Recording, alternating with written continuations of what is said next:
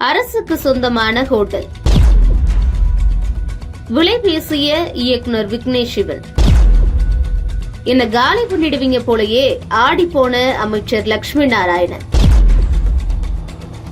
புதுச்சேரியில வார இறுதி நாட்கள்ல இசை நிகழ்ச்சி உள்ளிட்ட பல்வேறு நிகழ்ச்சிகளை நடத்துறதுக்கு இயக்குனரும் நடிகை நயன்தாராவுடைய கணவருமான விக்னேஷ் சிவன் திட்டமிட்டிருக்காரு. இதற்கான இடத்தை தேர்வு செய்யக்கூடிய பணி நடந்துகிட்டு இருக்கு. அதன்படி புதுச்சேரி முதல்வர் ரங்கசாமியை சந்திக்க சட்டசபைக்கு இயக்குனர் விக்னேஷ் சிவன் ஷூட்டிங் சைட் மேனேஜரோட போயிருக்காரு. அப்போ அங்க முதல்வர் இல்லாததால சுற்றுலாத்துறை அமைச்சர் லட்சுமி நாராயணனை சந்திச்சு பேசியிருக்காங்க. அப்போ வார இறுதி நாட்கள்ல இசை நிகழ்ச்சிகள் நடத்துறதுக்கு இடம் தேவைன்னு கேட்கப்பட்டிருக்கு. பழைய துறைமுக வளாகத்துல புதிதா அரங்கம் கட்டப்பட்டிருக்கிறதாவும் அங்க வேணும்னா நடத்திக்கலான்னு அமைச்சர் சொல்லியிருக்காரு. அதற்கான ஜிஎஸ்டியுடன் கூடிய கட்டண விவரங்களையும் அமைச்சர் லட்சுமி நாராயணன் தெரிவிச்சிருக்காரு. பதிலுக்கு இயக்குனர் விக்னேஷ்